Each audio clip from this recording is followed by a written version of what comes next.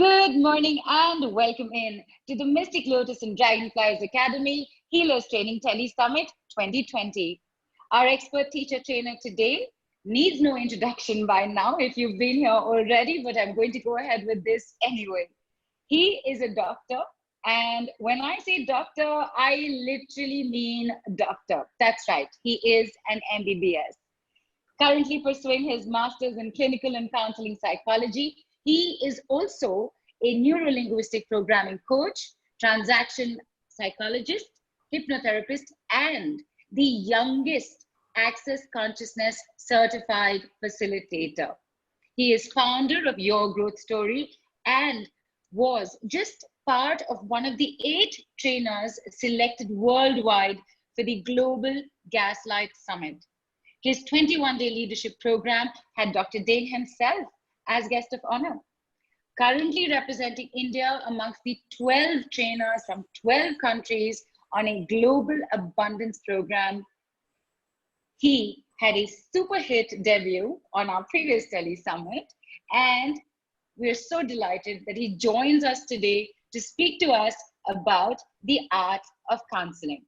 Ladies and gentlemen, put your hands together for Dr. Sanjeev Padmanabhan. Hi, Dr. Sanjeev. Welcome in. Thank you so much. I think that was such an amazing introduction. So you guys can give reactions like that. Okay. So on Zoom, if you click on reactions, I'm clapping for Neelu. Oh, I just saw that. Wonderful introduction.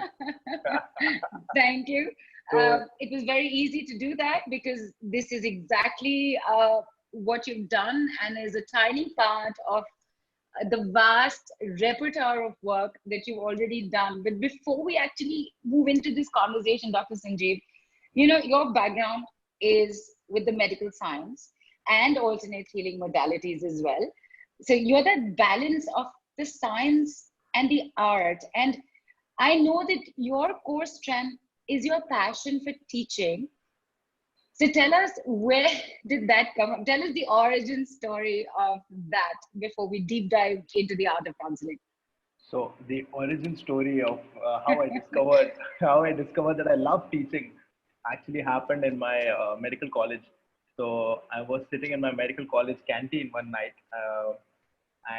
so we have a hostel, we have a canteen on the ground floor, and I was sitting there, and these law college. So my neighboring campus is law, the other campus is dental, the other campus is MBA, other campus is engineering, and everybody meets in this big canteen at night and evenings, whatever, to chill.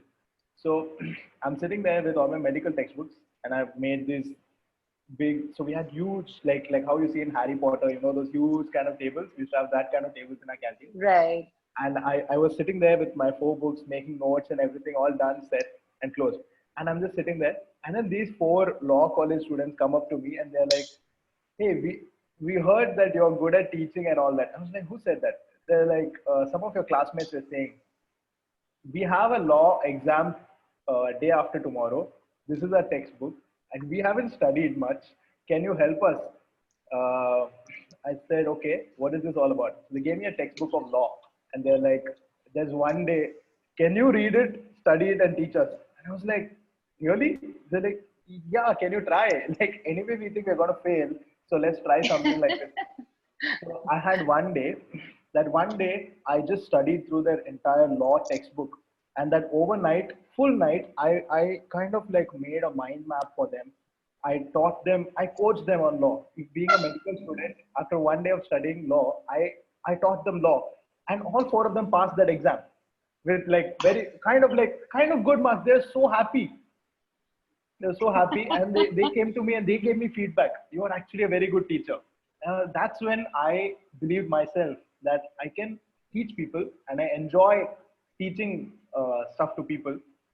And these guys became my brand ambassadors. In the sense, they would go about telling my boys' hostel to everybody that learn from him, learn something from him. He's a good teacher and all. And they would pay me. That became my source of pocket money for attending these workshops. So Monday to Friday, I would be attending my medical college. Saturday, Sunday, I would go attend some workshop or the other, be it neuro-linguistic programming, be it, hypnotherapy, be it basic counseling workshops, be it, EFT workshops, chakra healing workshops. Then this was in my second year and third year of MBBS. I was doing all of this along with college. And what used to happen was, my father told me one thing very clearly. He said, I'm paying for your medical education. Everything paramedical, you have to take care. So I had to fund all these workshops, learning, exploration, everything myself. And how do I do it? So these guys, these four guys whom I helped them pass the exam, they would knock every door in the hostel room and they would say, you have some problem, take counseling session with Sanjeev. You have some issue, go for a session with him. It's only 200 rupees. So I started doing sessions for 200 rupees. So I would start like that. Some guy would come to my room. I would set up my hostel room. Only one room, one bathroom. I lived 5 years like that only. Hostel life is like that. Yeah. That one room only I set up like one, like a counseling chamber. So these guys would come, take appointments. I would make it very official, I'd be like, yeah, please come in. What can I help you with? And they would, this was in second year of MBBS, and they would say, oh, I had a breakup. I'm feeling terrible, or somebody would be like, I have this addiction. I have this. And then after I learned hypnotherapy, I would go and knock every door and put everybody to sleep, and these kind of small experiments and exploration. By 1 year, I had done 200 cases already. So that gave me wow. a superb experience. And especially with relationship counseling and just the sheer experimentation. Initially, I would just start experimenting and read the book for that particular issue. Suppose they come up with a particular issue for which I don't know how to counsel.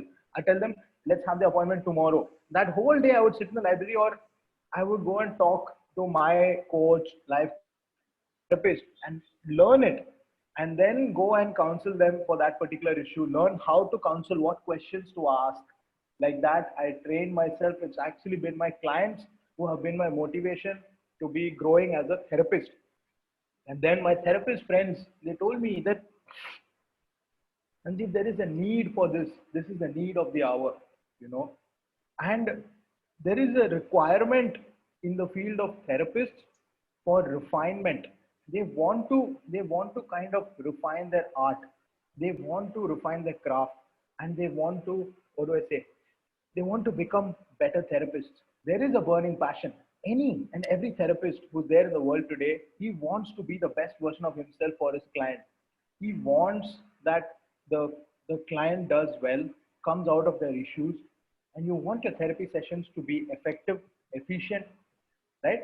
And you want your client to feel good, you want the client to feel light after your session. Now, many of us know various modalities. There are different modalities, and I myself have explored so many, and I believe that each and every single modality works. Therapy works, but to get down to the therapy, before therapy, there is diagnostic. The diagnosis part is where many of the modalities may or may not give that training. You have a beautiful therapeutic science that you're a master of. But narrowing down on that core issue in the first interview with the client, that is actually going to be the doorway of your entire therapy. And that is what I am going to teach. The first session, how to make that case taking brilliant, and how to make that one first counseling session so good, so effective, so efficient that you can directly enter your therapy, whichever is your therapy. Maybe you are a Reiki master. Maybe you are a switch words therapist. Maybe you are an NLP coach. Maybe you are an Access practitioner. Whichever one you do. Counseling is the mother of all sciences and art. Counseling is the mother of every therapy. Every therapy starts here. And counseling, I would say, it did not start with Sigmund Freud.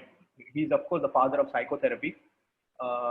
Counseling started when the first man on planet Earth ever spoke the first word and had the first feeling.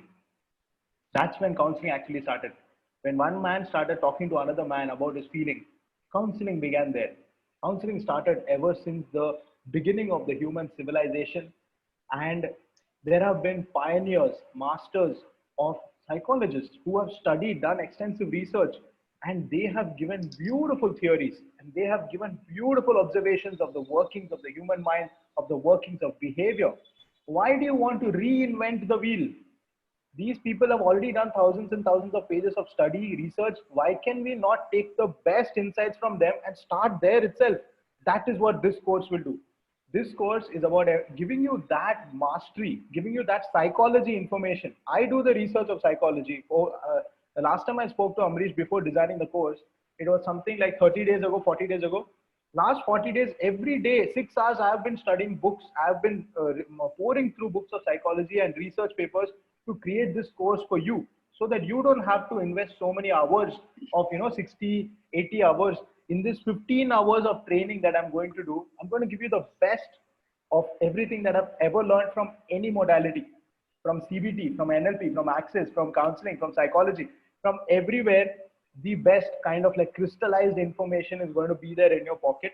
And by the end of this, I will certify you. So one disclaimer is that this is not a counseling degree, because to call yourself a counselor, you will require the training that I'm taking now, which is a master's degree in counseling psychology. But I will certify you as an active empathetic listener. You will be a certified active empathetic listener, and that is also the highlight of this program. The highlight also, there's going to be a 5-part telecall series. On call number 3, you're going to learn a model called the active empathetic listening model. And if you learn this model, you can directly practice it with anyone and everyone. And number 1 is going to help you with better rapport building and personal relationships. And number 2 is going to help you in doing these sessions. It becomes a skill. It becomes a lifelong monetizable skill. According to me, counseling should be a life skill that is taught to anyone and everyone in this city, in this country. I think it is a civic responsibility to know counseling. Why? Because you are the primary source of intervention. Before somebody is going to go suicidal, before somebody is getting into depression, you are going to be the person available. Just like how every layman should know CPR. Okay, swimming is a life skill, driving is a life skill. Same way, counseling is a life skill. You should know counseling. You should know the basics of counseling. If you know the basics, you can do mastery, and your whole approach to human personal relationships will just blossom. It'll just be so beautiful for you that people will love talking to you. Would you like to be the magnet wherever you go? Would you like to be the flower where every butterfly wants to come visit you? Yes, yes, yes. Absolutely, yes. And I'm sure people are also pouring their yeses in as yes, and oh yes, and double yeses and triple exclamation yeses are coming in. And you know what, Dr. Sanjeev, when you were talking earlier, I don't know if you or anybody heard, there was the sound of a clink. Okay, so when you were talking about the amount of time, your law college, your medical college story with your law college friends, and the fact that you've spent all this time, 30, 40 days, further refining this entire program for people, I was just thinking in my head that, okay, now this is the kind of teacher you want, the one who goes out and learns something that he himself doesn't know, so that you can get the best of everything possible. So it was literally a paisa vasool moment in my head, because that's when the coin fell out of my pocket. You had a psychological clink in your head. Yeah, and literal, the money fell out of my pocket. So, Beautiful. So that is absolutely amazing. And Ritika is written in. It's like a one-stop shop with you, and you're so awesome with counseling yourself. And Magnet, yes, paisa vasool, yes, yes, yes, yes, lots of yeses. So, Dr. Sanjeev, you talking, communication, that's your skill completely. So I'm, like I said, I had already decided this is today. I literally have nothing to do but just listen to you and answer your questions that you're going to be asking us. So just starting off. That's a space that Neelu is holding for us. So each one of you can observe what she did. She's having one of the prerequisites to counseling is number 1, the willingness to take the backstage. Okay, the willingness to hold an empty space. And in that empty space, a client opens up. The best therapist in whose presence the client feels as if the therapist is non-existent. The client feels as if he's talking to an empty wall. If you can become that space, that's what the Greeks called it, the tabula rasa. If you're able to become a tabula rasa, a screen on which the client can project their entire life, that is therapeutic. And I think Neelu is doing a brilliant job in holding that space. Like in the space that Neelu is holding for me right now, I'm able to talk, right? And it is also one of the beautiful things I observed here. She's using one of the art of counseling skills, which is called paraphrasing. Whatever I said in the 20 minutes, the whole kahani, she just summarized that in 2 lines. She said, when you did your law college, when you spoke about your law college story, and when you spoke about this, that's when we felt this thing in our heads. One line. That is one of the counseling skills that we will be learning in the course. Oh wow, that was really nice to hear back from you. Thank you for that, Dr. Sanjeev. And I'm going to just ask one simple question. What is counseling? I'm sure everybody Yeah. has their own version of what That is- counseling. What you tell us? What is Yeah. counseling? Let's start there. Okay. So I want to Okay. hear from you. I have designed a poll for you. Okay. So last couple of nights I've looked at my whole course, and I've looked at what's like the what should people reflect on in order to estimate themselves where they stand as a therapist. I have some questions for you. Just these questions are not to test you. These questions are for you to gain insight about your art, your craft, and your current knowledge with this. You might think you don't know anything, but you might already know so much. So this poll will help you to gauge that. So shall we start the poll? Yes. Okay, so I will start the poll. You will see the questions on your screen. You'll also see options appearing on your screen, and you can click option A, B, C, D, whatever will be there. You can click on whichever one, and we'll do the poll together. I will read out every single question and also every single option. You might be super fast. You might want to finish off the whole poll before everybody else. I love you, but let's do this together. Okay. Yes, let's do it together. Dr. Sanjeev, just asking, okay, it is possible to do it if somebody's just logged in via the phone as well. So super. Yeah, it'll Super. appear on your Yes. phone, it'll appear on your Right. laptop. You can click. Okay. So, question number one for everybody: what is counseling according to you?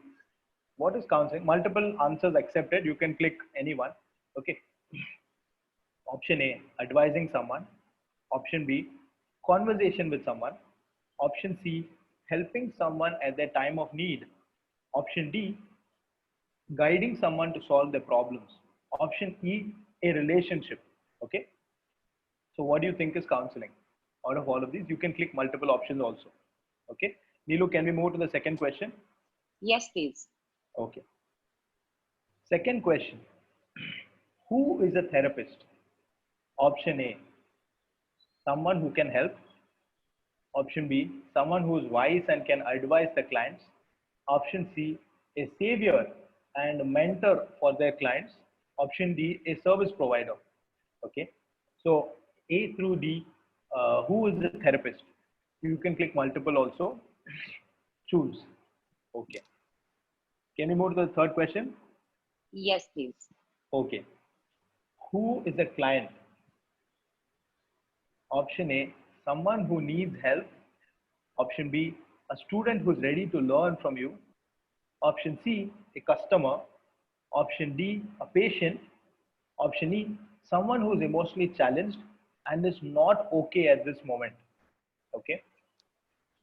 Shall we go Very to, quickly, Dr. yeah, Sanjeev, yeah. this one is not allowing me to take multiples, so I've selected one. Okay, okay, okay. So question 3 is apparently accepting only one choice. So you can go with one choice. Question number 4. Okay, so you're a therapist, you're sitting in a chamber, client has come for session.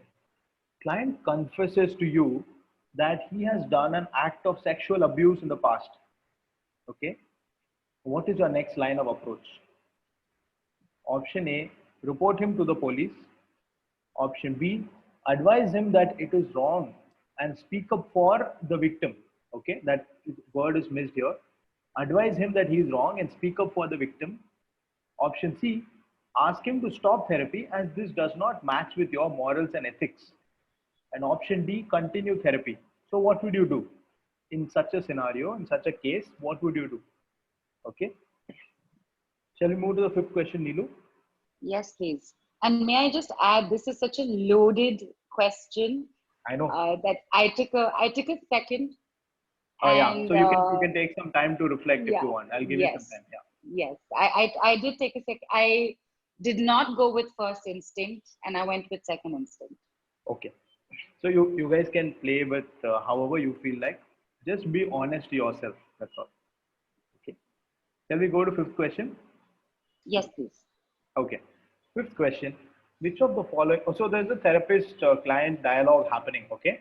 So which of the following therapist responses seem most effective to you when the client says, so client is saying, I don't see the vision of, they're saying they don't see the vision of my business. Okay. Client is saying to therapist, they don't see the vision of my business. Now, therapist one is asking, why do you think so? Therapist two is asking, who are they and what exactly makes you feel so? Therapist three is asking, it sounds to me like you worry if they see your business vision or not. Therapist four is asking, I see that you would like them to perceive the vision of your business. Okay. So these are the four options. Which of the following therapist response you felt is most appropriate? You can click on that.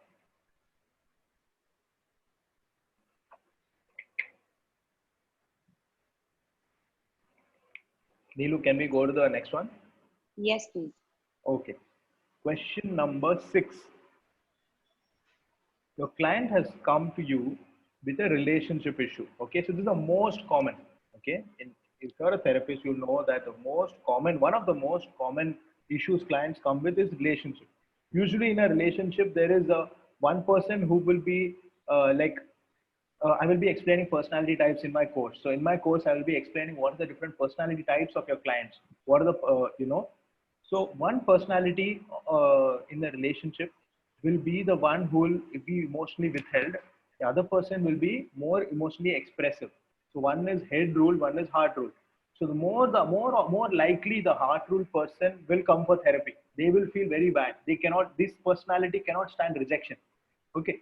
So mostly they will do anything to keep the relationship going. So mostly they will come for therapy.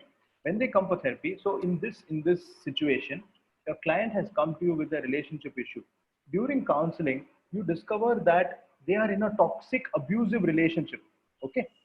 What is your next line of approach? What will you do next? Option A, you know it's toxic, so you are suggesting a breakup. Option B, ask the client to have the courage to speak back to the abuser. Option C, teach the client assertiveness. Option D, ask the client what they would like to choose. Okay. So in these four options, you can pick.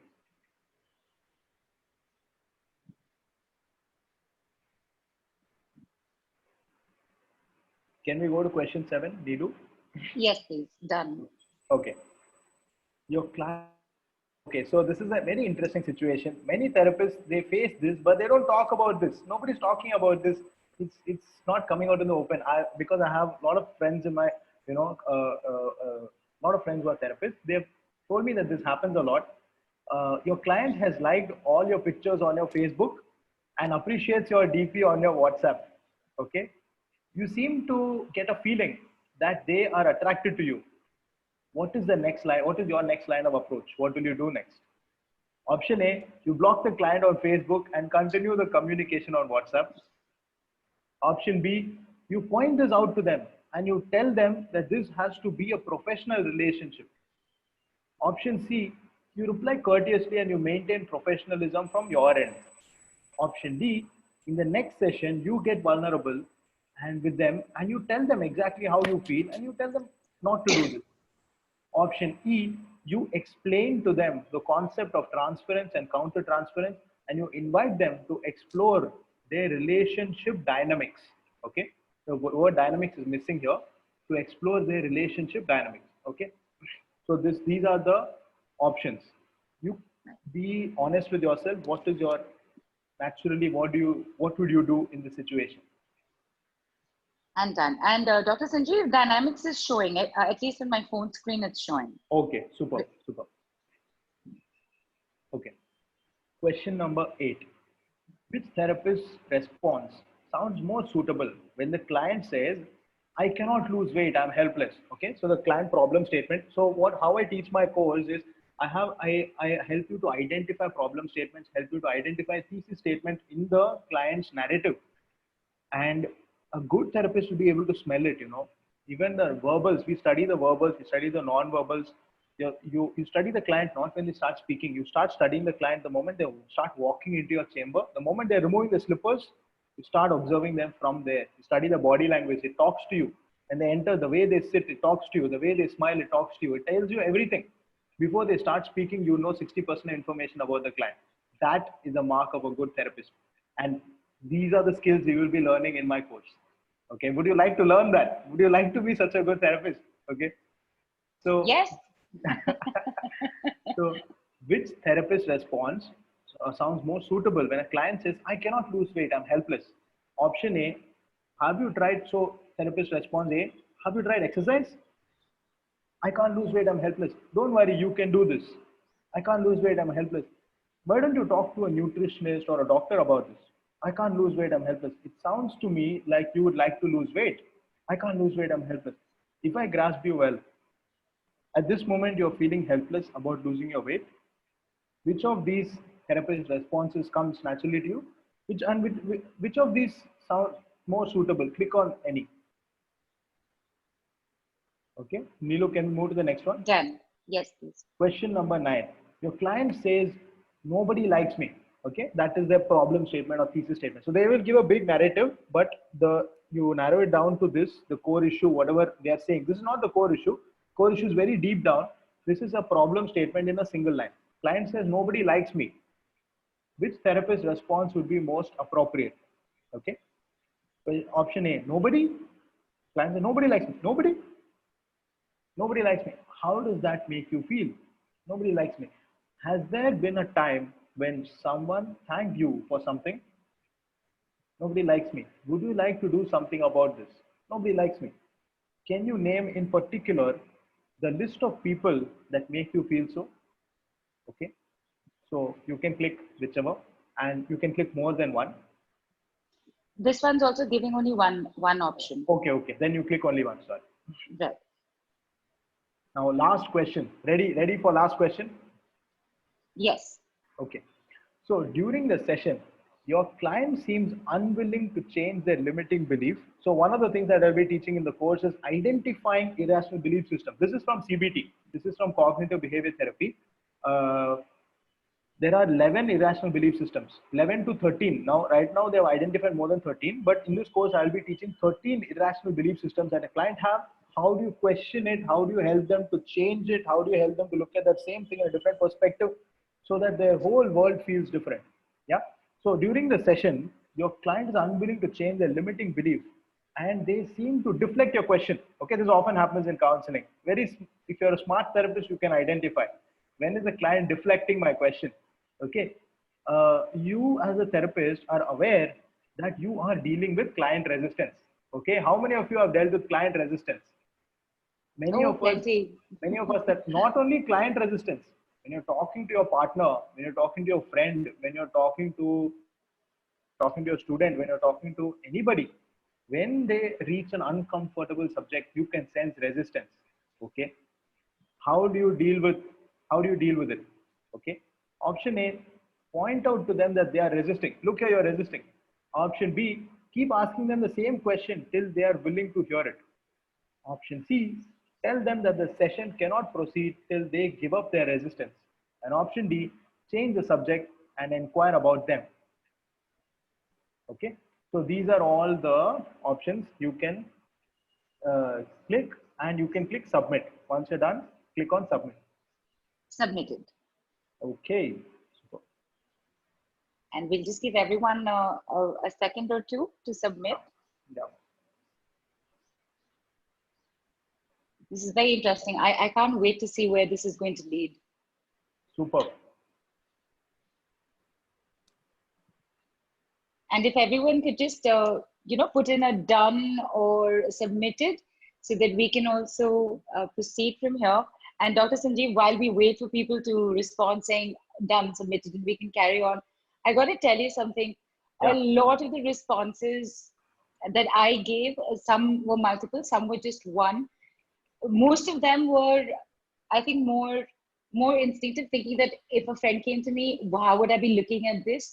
But there were one or two like really loaded ones where Yeah. I actually took a step back and said, no, if I was actually a counselor in this state, in this situation, I think this is what I would do. And that's how my responses have been multiple in plenty and just one in a few.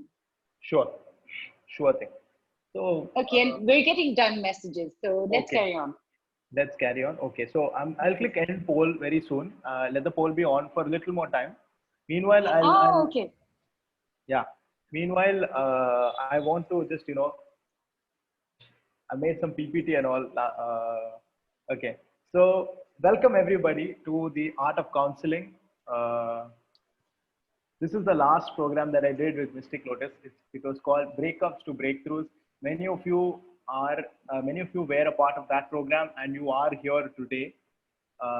So if you like that program, you can give a thumbs up if you were there. And if you Including like, me, including yeah, me. I was there too, and I'm here today again. superb.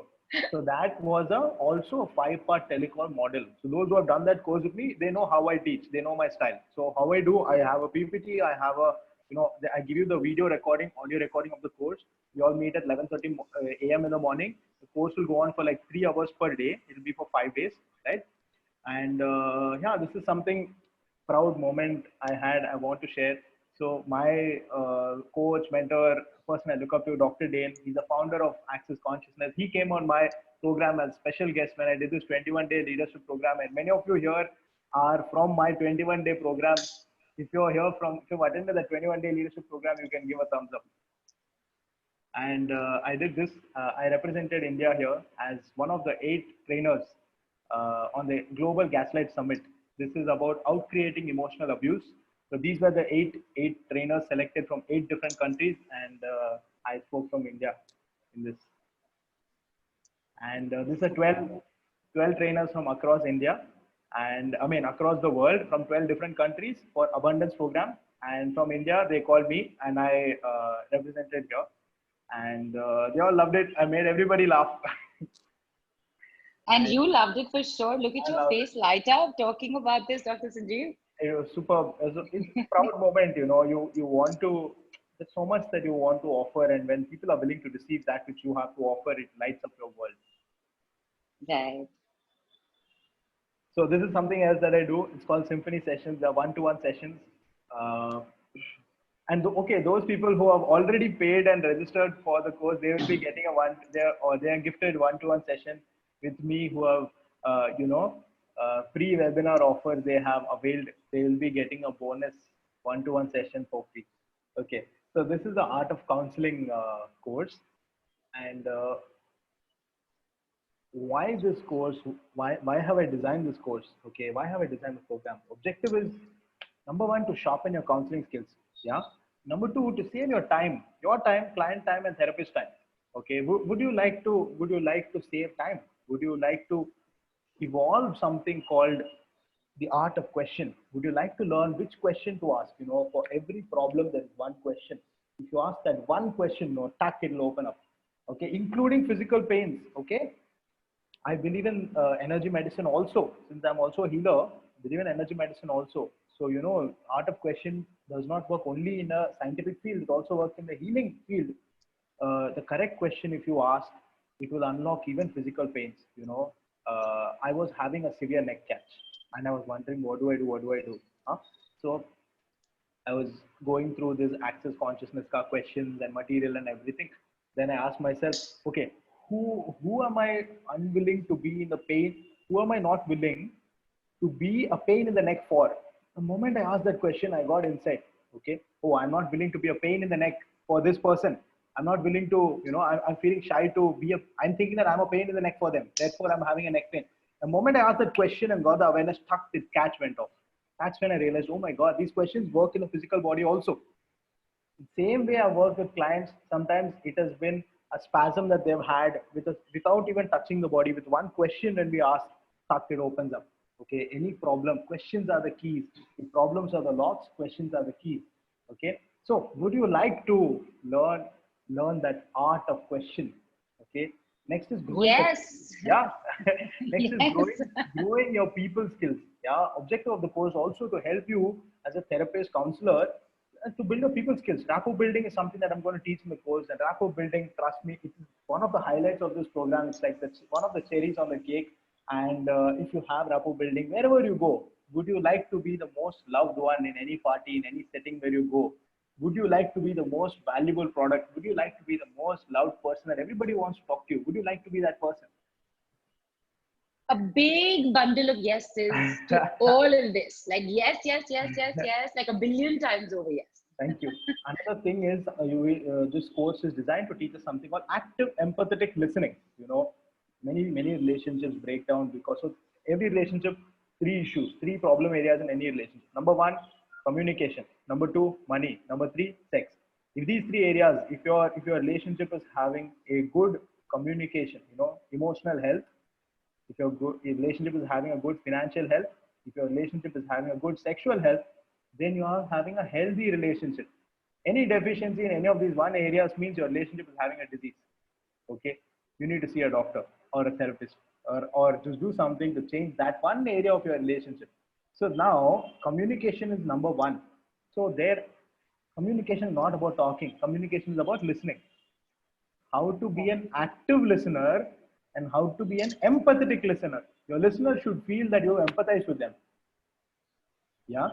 So they should feel like you heard them. They should feel like, the most powerful statements that are there in the world today.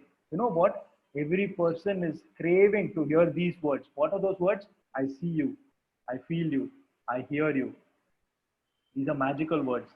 If you're able to be this energy of I see you, I feel you, I hear you, everybody feels acknowledged in your presence. That is the space that this course will take you, active empathetic listening model. And at the end of the course, you'll be certified as active empathetic listener. Other my personal objectives, I want to help in advancing the field of psychology, in so that you don't have to pour through so many books of psychology. That's my work. I'll do that work. I'll make your work easier for you. Then I will teach you these approaches of these schools of psychology in a very organic and fun and interesting way, so that you don't feel like it's one boring classroom lecture. You feel like you actually, there is a way. I feel like there's a way of teaching this, that if you present it in that way, people will love psychology. People will love the history. Okay. And another thing is adding a professional edge to your session. Would you like to have a professional edge to your session? From the moment you start a session to the moment you end a session, the notes you provide for your client, or the notes that you make, the clinical cases you make, whatever, all of these are going to reflect the professionalism of your therapy session. Would you like to have professionalism in your therapy session? Next is Yes. yes, yes, Yes. deepen the efficacy of your therapy.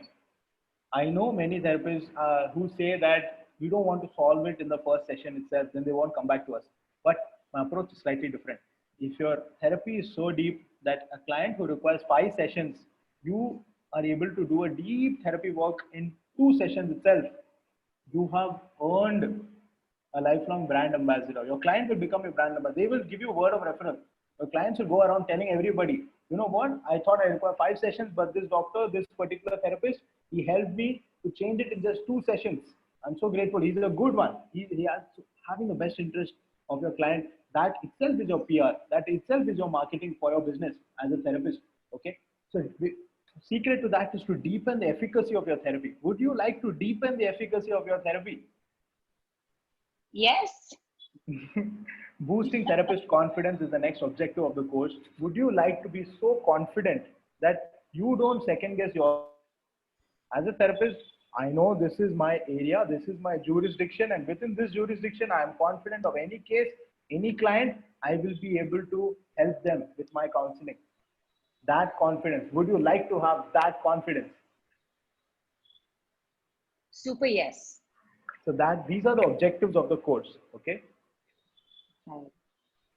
Dr. Sanjeev, if Yeah. I may just come in for a moment, Yeah. at all these, with all these brilliantly put down objectives and what is going to be taken care of and what's going to be learned in the course, I've heard the word therapist, professional, your healing modality. These words are coming in. So are you saying that this course is only for a practicing healer, like somebody not taken on any modalities or learning modalities and not teaching or healing others yet, it's not for them. No, It's no, only for it's for yes. anybody and everybody. And if you have never explored the world of healing therapy, this is a good place to start, because I am going to touch the basics. This is going to lay a rock bottom solid foundation for you to explore this world of therapy. Whichever therapy you do after this, you can go there, but I want to touch the basics. So this is a good place to begin.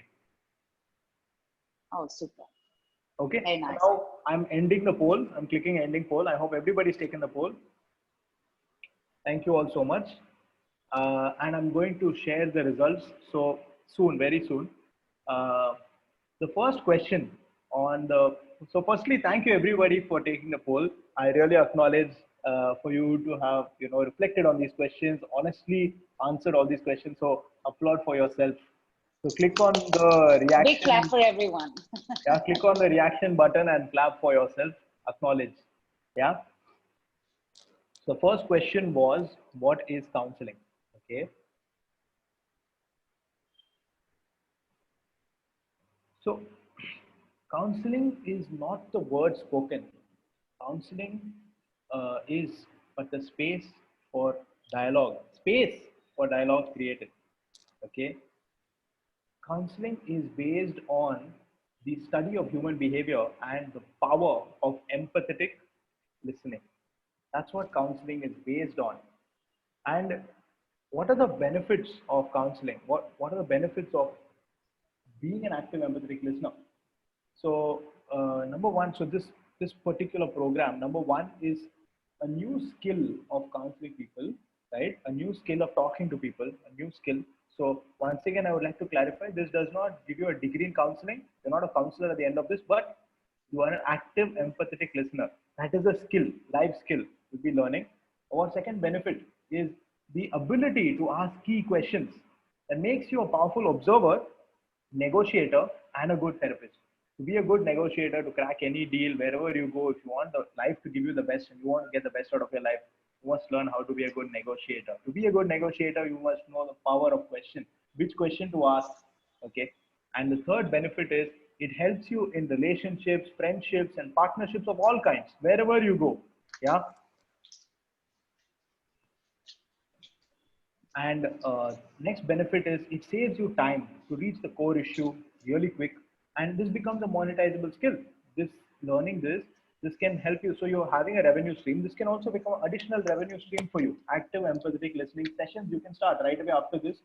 This can help you to set your business offering counseling services and enhancing your listening skills to read others' verbal and non-verbal cues. Maybe just reading about studying non-verbals. So it can help you with that. And this is the certificate that you will be getting. With the certificate you'll be getting at the end of the course is certificate of completion of art of counseling, received after 5 days training, and now certified as active empathetic listener, and can now offer sessions on active empathetic listening. Signed by Dr. Sanjeev. My counseling motivational service is called Your Growth Story. Okay. So, busting some myths around counseling. Okay. So, we'll make the results of the poll appear. Okay. So, one thing is I'm going to share results. You can see, Neelu, are you able to see the results?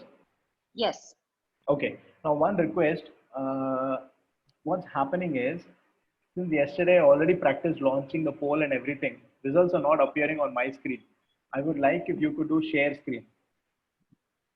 Would you be able to share screen? Yes. Okay. Or You need to. can I request Amrish to share screen so Yes. that Yes, I've made please. both of you co-host. I made Amrish and you both co-host. Yeah, Amrish is sharing screen. Yeah, Amrish, share screen to make the poll appear. You must click on the Zoom. Niche, Right. down if you can see the Zoom icon. Yeah.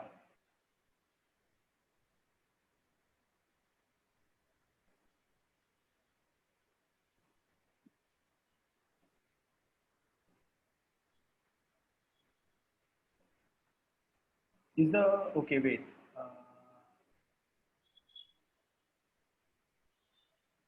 Just a moment. Yeah. No problem. No problem. So I think, or if somebody is having it on the phone, wait, let me ask my friend Yeah. Sindhuja. She's here. Okay. Not visible now? Just before this, all this is started, it actually showed up on my screen. But at that time, to share it, I had to close the screen and go back. And after that, I couldn't see it. So it's showing me that I'm sharing my desktop and the poll is on up front. No, we are not able to see the poll. We're not able to see it. No. Okay, wait. I'm going to, can you close the thing? I'm going to ask my friend who's here. I'm going to make Sindhuja co-host. Sindhuja, are you here? Yeah. Can I make you co-host so that you can share screen and show us the, show me the results? Yeah, make you co-host. Yes, Sindhuja, please share with us on the screen the results. Okay, could you just share the poll because it's Yeah, not appearing on my phone. Poll is appearing. I've shared. I can't see the poll. Maybe you have to swipe on your phone, right or left.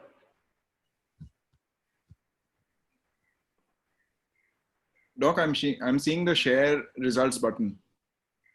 Yeah, can you click on that? Just click on it. Yeah.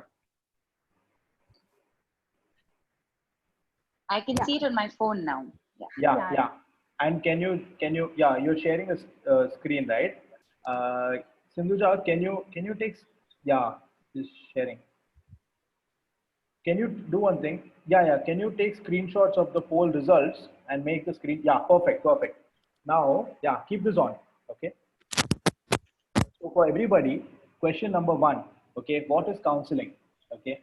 So 67% of us think that counseling is about guiding someone how to solve their problems. Okay. So let me tell you, counseling is not guiding someone to solve the problem. It's not how guiding someone, because you are not here to guide them. You are here only to ask questions, and allow them to guide their own life. We are not an authority over their life. Counseling is not giving advice. Counseling is not a conversation. Counseling is not helping somebody at the time of the need. The people do not require help. The fundamental tenet. So we're going to be learning the tenets of counseling. The fundamental tenet of counseling is people are okay. People do not require help. Then what is counseling? It is the last option. Only 38% of you have clicked counseling is a relationship. Counterintuitive to what you all might have thought, counseling is actually a professional relationship that is established between the client and the therapist. Okay. So from today onwards, please know counseling is not advice. They are not here for your advice. What do you have to do then instead? What you got to do is you got to hold a space where you, and the thing is, so who is the therapist? Moving on to that will help us to look at the second. Sindhuja, can you make the second one appear? Okay. This will clarify it a little more. Who is a therapist? 56% of you think that therapist is someone who can help. I'm sorry. Therapist is not somebody who can help. He's not to help. Okay. Someone who is wise and can advise clients. No. Therapist is not an advisor. Therapist is not a wise person. Okay. Therapist is not a savior. If you have savior mentality, you will fuck up your cases, because your approach will become that, oh, I need to rescue this client. A rescue means client is one down, therapist one up. That is not the approach of counseling. Our correct answer is option D, service provider. You are like Vodafone. That's all. You only become, you are a service provider. That's all. Okay.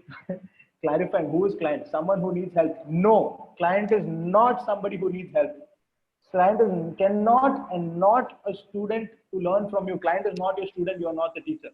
Maybe in this course I can be teacher and I can teach you. Client, so client is not a patient. Okay. Last, somebody is saying client is someone who's emotionally challenged and is not okay at this moment. Wrong answer. Please change it from today, this moment. It changes now. Client is okay. No matter he's mentally depressed, no matter he's emotionally challenged. In your eyes, UPR. UPR is the fundamental tenet of counseling, unconditional positive regard. You must always see the client as okay. Even if the client believes that they are not okay, you must know the client is okay. We are not one down. They do not require your help. They're not requiring your wisdom. They're not here for advice. Client is only customer. Okay. Option C is the correct answer. Don't scroll up. Please skip. Yeah. Client is only a customer. See, Vodafone doesn't get emotionally invested in you, do they? Reliance Jio, maybe, but Vodafone.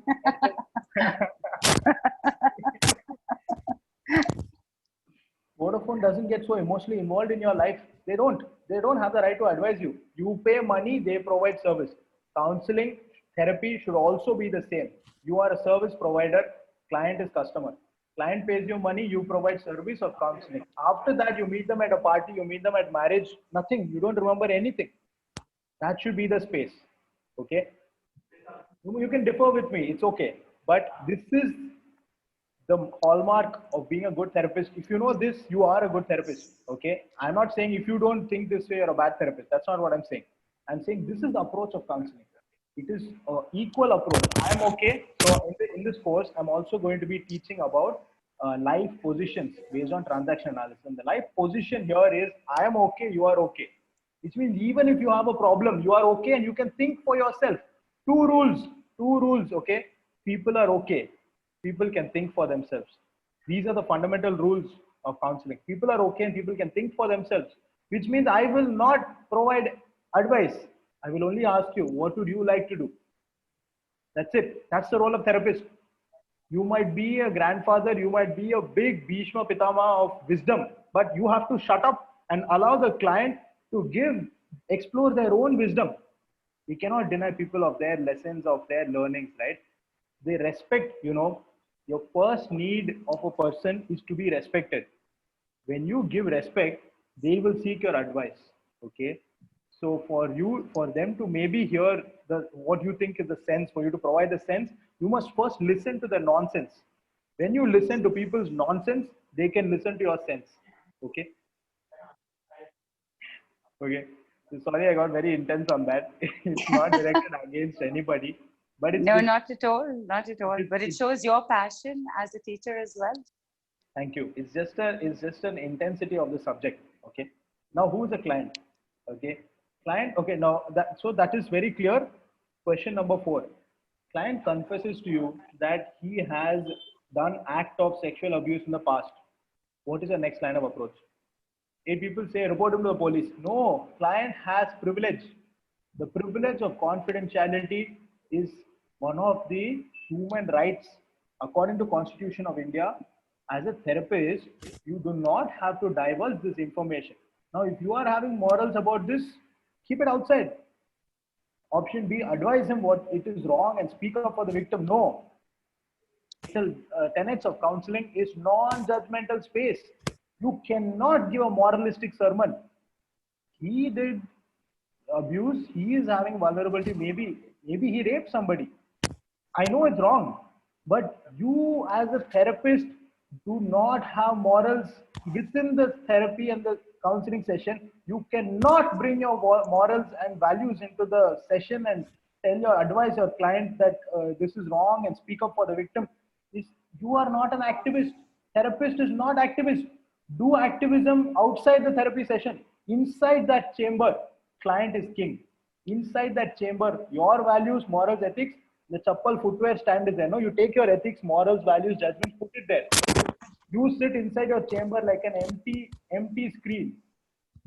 Ask him to stop therapy as this does not match with your morals and ethics. Okay, you can do this.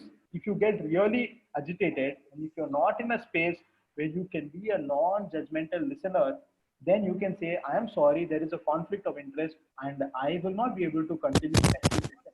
You better not, you dare not tell your client what to do and what not to do in their life. You better not, you dare not violate the codes of counseling and ethics of a therapist by speaking up for the victim, because victim is a lie. There is nobody who is a victim actually speaking, or everybody is a victim.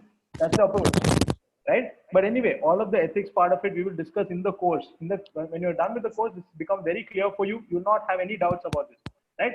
Option D is the correct answer. Continue therapy. If you're a good therapist and if you're able to maintain neutrality, objectivity. Neutrality and objectivity are also the fundamental tenets of counseling. We'll be learning fundamental tenets of counseling in the course. Sindhuja, there's a lot of noise from your side. Sindhuja, can you mute yourself? Okay. Dr. Sanjeev, sorry, just bringing this up in case this is showing on my screen only. Yeah. The last answer, which is the correct answer, is showing in red. Yeah. Unlike the previous ones where the wrong answer was showing in red. No. The color is not right or wrong. The color is majority. Whichever major people have clicked on it, that will appear in that color. So, right now, Okay. most Okay, got number of it. people, Got it. not the correct answer. So, most number of people, if you see, majority of the people have thought that, Sindhuja, can you go to option 3? If you see option 3, majority of the people thought client is emotionally challenged. That is a misnomer. That is a misconception Right. I want to break. And if I have to break the misconception, I do get intense. Okay. Right. Now, Right. yeah, 85% of the people given the correct answer. 85 majority of the people have said continue therapy. That is correct. Okay. Now let's go to the next question. Which of the following therapist responses seem most effective to you when the client says,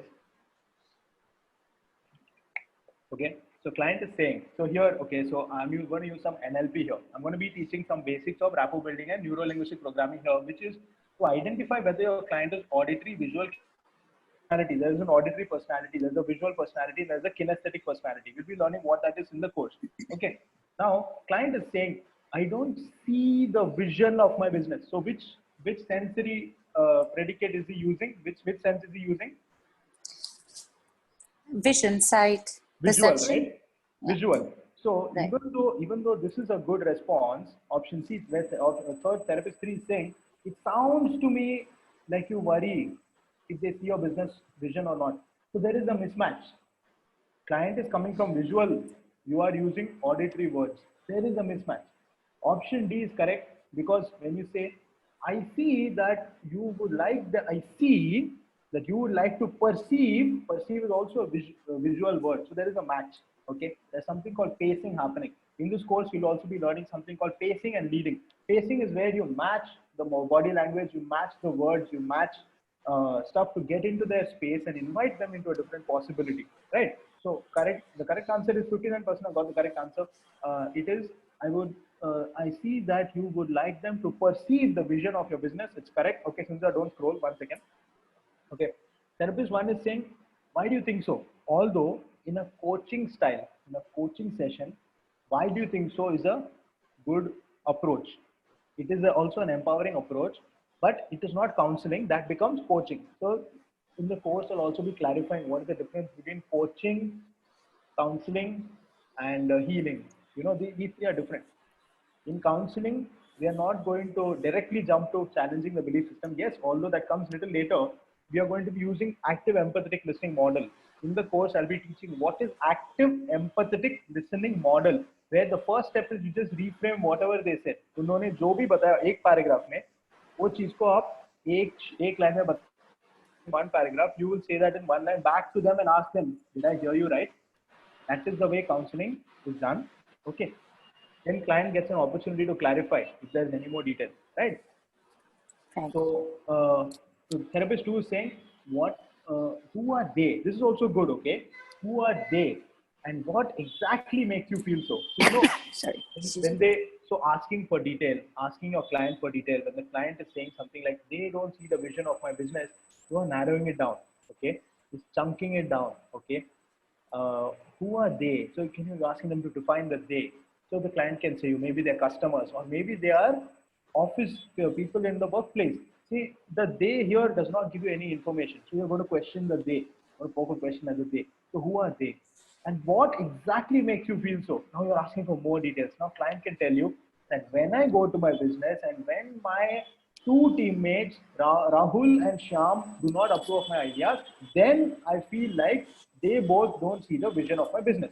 Now, how different is this from the problem of they don't see the vision of my business versus Rahul and Shyam, my co-workers, when they refute my ideas, I feel like they don't see the vision of my business. So do you see the whole problem statement changed? Right. Which is easier to work with? Working just about the belief system about Rahul and Shyam is easier, or working with they don't see the vision of my business? Working with. Exactly. So that is what is the beauty and the efficacy of asking questions. Okay. Right. Let's scroll to question 6, Hinduja. Thank you. Yeah. Your client has come to you with a relationship issue. During counseling, you discover they are in a toxic relationship. Okay. toxic abusive relationship. I know the human side of you cares for them. Maybe you want to suggest a breakup. 11% of people here will ask the client to, have the courage. This is what, you're not the client's mother-in-law. You're not the client's best friend. You're telling them, oh, have the courage to speak to the abuser. You bloody don't ask them to do anything. You are a therapist. You are a counselor. You are a therapist, counselor, active, empathetic listener. Your job is to listen and ask them, be a sounding board. Your job is to be a sounding board. Yes, you will teach the client assertiveness, but when the client is willing to learn that, when the client is, asking for it, when the client is, ready to go there, and when the client says yes, and you have to actually pitch an idea. So this is a very indirect suggestive model that we have to use here and ask the client what they would like to choose. 67 of you, majority of you get the correct answer. That is the correct answer. So ask the client what they would like to choose. You want to ask them what they would like to choose. This is exactly, those people who are telling, oh, tell the client to have abuse. This is exactly what you are doing in your life. You're telling your daughter what to do in her life. You are telling your brother or sister or your friend what to do in their life. How is your relationship? How is that working for you? Area and I'm poking the bear where it hurts, but I don't care if this is going to change something for you. I don't care whether you come to my course or not. If this has to change now, okay, we have to stop telling people what to do. We have to start asking people what they would like to do. Okay, if that changes, great, we're changing the world in some way. Okay, thank you. Question number 7. Okay, so this is a very important one. Okay, the client has blocked all your pictures on your Facebook and appreciates your DP on the WhatsApp. And you get a feeling that they're attracted to you. What's your next line of approach? So block them. Luckily, nobody said, okay, block. Okay. Option B. No, that's a personal thing, like that. You do that on a personal level, right? But as a professional, it has to be different. Yeah, but okay, one more thing. Yeah, you can. You always have the right to block them. You have the right to do anything. Okay, I'm also not telling you what to do. All I'm saying is, if you want to call yourself a therapist, there are certain things that we have to learn. That's all, right? You have the freedom to do whatever you want in your life. My question is, what would you like to do? What will create a greater result? What kind of a therapist do you want to be?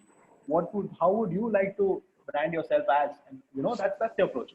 Okay, so option B, you point this out to them and you tell them that this has to be a professional relationship. Okay, you can do this. Yeah, you replied courteously and maintain professionalism from your end. So majority of you do this. Okay, you can do this, right?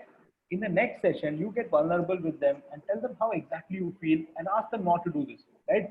You can do this also. If you have to study your client. By studying your client, fundamental question you have to ask is, what can they receive? What can they perceive now? What can they hear now? Right? And you explain to them about transference and counter transference, option E, and invite them to explore their relationship dynamics. Okay, so what is bound to happen is, usually if the client is having certain issues, patterns, dynamics in relationship, that will start to reflect upon the therapist. Okay, they might start projecting. Suppose you are a male therapist, they might start projecting their father dynamics upon you. If you are a female therapist, they might start projecting the mother's dynamics with you. For therapy, it's actually a good thing, but you have to be very confident of an exactly spot. And another thing is, the therapist should not have the person doing the session, they should not have their own triggers. If they have triggers, avoid. You can, in fact, you can say, at this moment, I am going to get extremely busy and I might like to refer you to another therapist. I hope you understand. You can do that also if you are having personal triggers. Whenever you see personal triggers coming up, either you use your therapy and work on yourself and get rid of your personal triggers. Or if you know you're going to get triggered, and if you know then there's a conflict of interest, it is better to terminate the client-therapist relationship. Okay? Yeah. So option, let's go to question 8. Which therapist response sounds more suitable when a client says, I cannot lose weight, I'm helpless? Okay. So client is coming from which space? Is this, I feel, right? This is, the auditory. So we'll be learning in the course. The auditory people are more they use words like, it sounds like. Visual people will use words like I see, I perceive. The kinesthetic people are the body center people. They feel. Okay. So you think I feel I cannot lose weight. I'm helpless. Right. So here another thing what you can do. So okay. Now if you try saying, have you tried exercise? Client can say, That's yeah. yeah. No, Yes, you see. yes, I was just saying, like a question like that can actually put somebody on the defensive Yeah.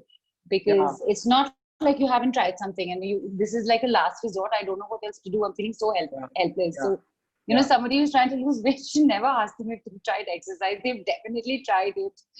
Yeah, exactly, exactly. So, moreover, it can translate into something called the "Why don't you yes but" game. Okay, there's a game. You see, you go to parties, somebody will Right. say, "I have a weight issue. I'm not able to," Somebody will say, "Why don't you try exercise?" They will say, "Yes, but uh, the gym timings don't work for me." Somebody will say, "Why don't you go for a walk?" And they will say, "Yes, but I can't wake up in the morning." Somebody will say, "Why don't you try diet program?" They will say, "Yes, but I'm not good at diet." And finally, Right. the switch will come, and they might say, they might walk out saying, "I don't think you guys get me," or something like that. And they will feel, "Oh, what is this? We suggested every solution. She's not taking." You're suggesting solutions. You're not asking questions. So this happens oftentimes. It's called, in transaction psychology, we call this "why don't you Right. yes but" game. Okay, you know you're stuck in a yes but game when you're going on suggesting solution and somebody is going on rejecting it. So here option A, if you say, have you tried Excel, it can translate into that yes but game. Client can say yes, but it doesn't work for me. Then you'll say, yeah, okay, next one. Don't worry, you can do this. If you are Sandeep Maheshwari and if they are sitting in your audience and you are a motivational speaker, you can say all this. You don't worry, you can do this. You can do this. Or if you're a cheerleader, you can do this. Are you cheerleader or are you therapist? Don't have this. Therapist. Yeah. then I'm sorry, you can't say 27% of you. You can't say don't worry, you can do this and all. No, उसको पता है she can do it. आप क्या बोल रहे हो? You can do this. No. Option C.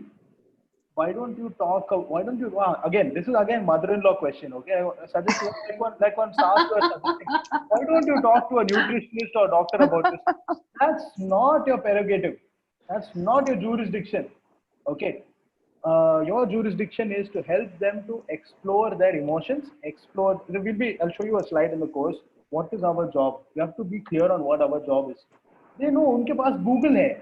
Do you think she would not have searched on Google what all to do for weight loss? आप क्या suggest कर रहे हो? Nutritionist के पास जा, doctor के पास जा, exercise कर. Like, no, that's not what you do as therapist. Therapist, you have to help them to examine their feelings, help them to examine their emotions, be a space where they can explore choice and outcome. If I do this choice, what will be my outcome? If I do that choice, what client can think for themselves. If you respect that, now it removes a big burden off your shoulder. Client can think for themselves. Okay. Okay. Next is option D. It sounds to me like you would like to lose weight.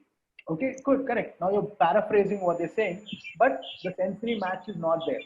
They are coming from kinesthetic, you're using auditory. Sounds to me like the best match is 50% of you got it right. I really appreciate. Option E. If I grasp you well, at this moment, you feel helpless about losing your weight. That's it. Whatever they said, उन लोगों को वापस बोल दिया almost verbatim, but modify little so they feel like you heard them. You're not repeating like a robot. That's all. So easy. It's very easy. Actually, to be a therapist, you have to take your brain, keep it outside your chamber, enter as if you don't know anything. You may know everything. All your degrees, keep it on the wall, not in your head. Because if you be empty space, you can allow the client to take the session wherever the client wants to take it. You'll be able to do that. And that produces the best results. The best results for me that I've ever had with any client is when I thought in my head, gosh, I don't know what to do here. Then I gave up, surrender to the client. Let surrender in the sense, not give up your authority or give up your power, in the sense that they know about their life the best. All we have to do is allow them to reflect, they will go there. We just have to allow them to lead. Yeah. Question number 9. Yeah. So client is saying nobody likes me. Okay. This is called this in CBT or in NLP, we call it universal quantifier. Universal quantifier means always, never, nobody. You always do this. It's called universal quantifier. This is also called deletion of positive. We'll be learning in the course what that is. Okay. Nobody likes me. Okay. Which therapist response would be appropriate? So therapist is saying nobody. Okay, this is good. You're questioning that nobody thing and allowing them to clarify. Maybe client will say, not nobody, maybe some people actually like me. So immediately if they're able to go there, if you know client will go there, you can start there.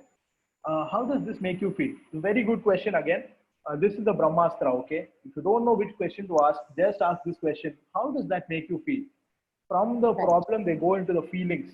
Now you have something to work with. Client will say, I'm feeling sad. I'm feeling unappreciated. I'm feeling, bad. Now you know what to work with. So from the external, you go into the internal state. Magical question is, how does that make you feel? This is a Brahmastra for every therapist, every counselor, every psychologist, right? Next question. Has there been a time when somebody has thanked you for something? It's a very good, this is a very good 33% of you have given the answer. This is also a very good question to ask here. Has there, you're here, you know what you're doing? You're breaking the universal quantifier by asking the client for exceptions. Has there ever been an exception? Has there been a time when someone thanked you for something? You know, you're directly not telling them, Arey, what you're saying, what generalization are you making? That's a blanket statement. You're not telling them, but very indirectly, you're playing with it. You're playing with the words. Diplomacy is also an art of counseling. Okay. Has there been a time when someone thanked you for something? Now, client can say, yeah, actually, you know what? Somebody has actually thanked me. Now it helps them to change the map of their world in their universe. Right. Next option is D. Would you like to do something about this? Is also a good question. And can you name in particular? So now you are narrowing down the list. Okay, can you name in particular the list of people that make you feel so? So here, every option is correct option. Whichever one you feel that your client can receive the most, you can take. So everybody is correct for this question. There's no wrong answer. All the approaches are correct here. Yeah. Question number 10. During the session, your client seems unwilling to change their limiting belief system, and they seem to deflect the question. You are aware as a therapist, dealing with client resistance. How would you deal with this? Option A, you point out to them what they are resisting. Ida, Mupe. You're resisting this. Okay. This you can do if you are doing REBT counseling. REBT is rapid emotive behavior therapy, where the approach is quite aggressive in itself. The client knows you're going to take an aggressive approach, right? I love REBT because it's very effective. But the only thing at the end of session, client may end up hating you. If you're willing to be disliked by people, do it. It's powerful, right? So that is one thing. Another thing. Oh wow. Sorry about that. No. Okay. Then option B, keep asking them the same question till they are willing to hear it. Okay, this is also correct in sometimes, but you have to play with it. You have to play which question. So suppose they're like, suppose they're in an abusive relationship and you want to, and client believes that he loves me. You want to question that. Does he really care for you? So you want to frame the question in different angles, in the sense that do you feel loved in this relationship? Do you feel nurtured in this relationship? Do you feel cared in this relationship? All these are same. Love, nurture, care are same. But you are framing it different to allow the client to check, oh, is he really caring for me? Is he really nurturing for me? So that you can keep asking the same question, but in little slightly different way. That's also correct. Okay. Tell them that the session cannot proceed till they give up their resistance. This also sometimes works. Okay. Sometimes they're really resistant clients. Some therapists, I've seen them do this. It works. They say, I'm sorry, the therapy has to end here. I don't think you're ready to go beyond this point. I think it's better that we end the session now. You can say that is also correct. There's no wrong answer here also. Change the subject and inquire about them. This is what I do. Okay, rapport building. So what I teach something, one of the tenets of counseling is also something called rolling with resistance. Okay, you should not fight the resistance. Don't fight against the resistance. In all the other options, in a way you are fighting with resistance. There is something called rolling with resistance. When your client is going into resistance, when they get a little defensive about certain things, you can roll with it. How do you roll with it? Yes, you can do this. You can change the subject and inquire about them instead. Okay, so how was your day? How is everything going? And then suddenly later slowly bring back that same question once again. When the barriers are down. How to lower the barriers? You'll be learning the art of rapport building. With rapport building, slowly, you help them to lower the walls and barriers and allow the client to open up more with you. That is the art of counseling. So thank you for the poll, Sindhuja. Thank you for screen share. You can close the screen. So that is the poll and the results. I hope you guys enjoyed this poll. How was it for you guys? If you like this poll and all of this exercise or whatever, you can click reaction. You can give a thumbs up, or you can click on clap. I can see. Okay. So Nikita, Well, it was absolutely amazing, Dr. Sanjeev, and people have been writing in as well continuously. Radha's written in the poll was great. Ritika written in that you're an amazing healer, especially with inner child issues. There's some issues she had some time back and came into a lot of ease and joy and acceptance after her time with you. Chai has also written in, I have done a course with Sanjeev. He's a superb teacher. He's intense by his own admission, super committed, and really feels the energies of group and your question. Dr. Radha has also written in saying that I like that you're a service provider, and well said about the don't be Bhishma Pitama. And that's it. They all writing in, loved it, awesome.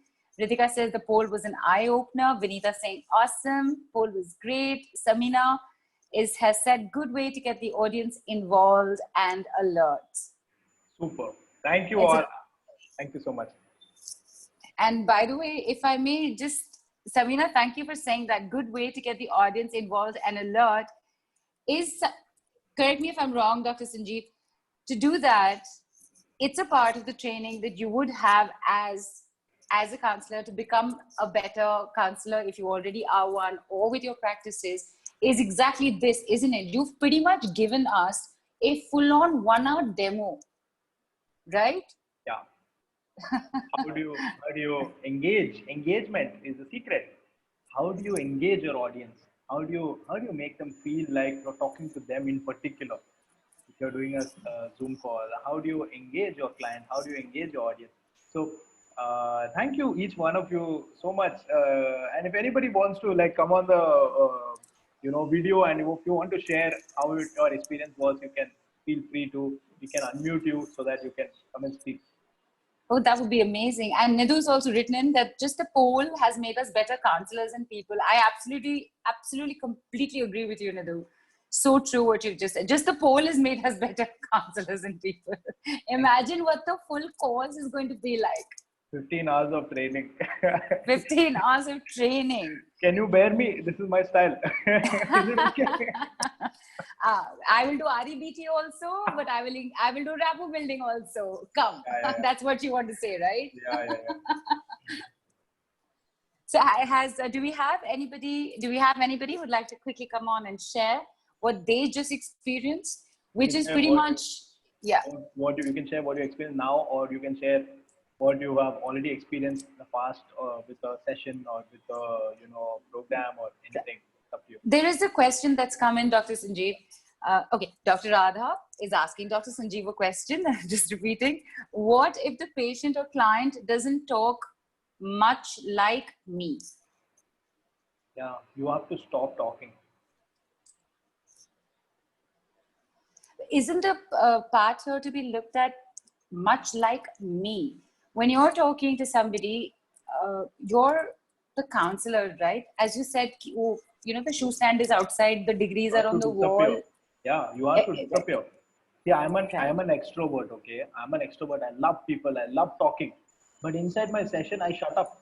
I know how to shut up, and I know how to just sit back and listen and allow the client to talk. That's it. It doesn't matter. Inside therapy session, whether you are an extrovert or introvert, nobody cares. Client is king. If the client wants to talk, you allow them to. You have to go at the pace of the client. Client is talking slow, you match the pace. You also talk like this. Client is talking, आपको doctor आपको पता है मैं ऐसा हुआ मेरे साथ ऐसा हुआ talking like that. You also can talk like that. अच्छा आपके साथ ऐसा हुआ. Client is being loud and noisy, and they're being like, doctor, how can this happen to me? And you can be like, yeah, I can hear you. I hear you how this is happening to you. You can match the pace. That instant rapport it builds. Right. And you know what? I'd like to share this with everybody. I'm testament to what Dr. Sanjeev has just said. I'd actually taken a session with him for something completely different. It was definitely not a healing session. It was definitely, the whole thing had become a counseling session. And I'm very happy to share this experience with everybody, with your permission, Dr. Sanjeev. Sure. I had actually taken this on just when lockdown had just begun. In the first week or 10 days, I was at wit's end completely. Like I was losing my head. And I'd actually taken on the session because I was very upset about my computer and hard drive having crashed, and I was in like utter despair with that. So it started there, but what actually came out is that the frustration of having to do it all by myself, feeling that the entire load is on me alone, and feeling completely unsupported by family. So next thing, we started the conversation in one place. Next thing I knew, I'm like completely like tears pouring out. My children aren't listening to me. My husband's not listening to me. I can't do this. Oh my God, I'm so sorry. I'm crying. Literally, like I was talking on the phone with Dr. Sanjeev. And yeah, so while I might have taken a healing session with him, what I got to witness firsthand literally was counseling. So thank you for that, Dr. Sanjeev. I mean, that day with some things that you said, I changed immediately what I was thinking in certain ways. And within 24 to 48 hours, I saw changes happening. And after that, things were so much more better for me to take care of and handle. So thank you very much for that. Thank you. Thank you so much. Your Thank willingness you. to receive and your willingness to go there. Thank you. Thank you. And in fact, Dr. Sanjeev, there are people who've learned from you, right? They've been through training sessions with you. Do we have them? Shilpa's here, right? Shilpa's been on a learning session with you, or on a training session with you. She's done one of your modules. Yeah, Shilpa was on a Breakups to Breakthrough program. Also, I asked her if she would like to share, feedback of how it was. Shilpa, are you there? Can we unmute you? Shilpa, come on board. Tell us. We've already witnessed firsthand a little bit, but we want to hear from you. Hi. Hi. Hi. So yes, I was part of Dr. Sanjeev's Breakups to Breakthrough and Emotional Intelligence programs.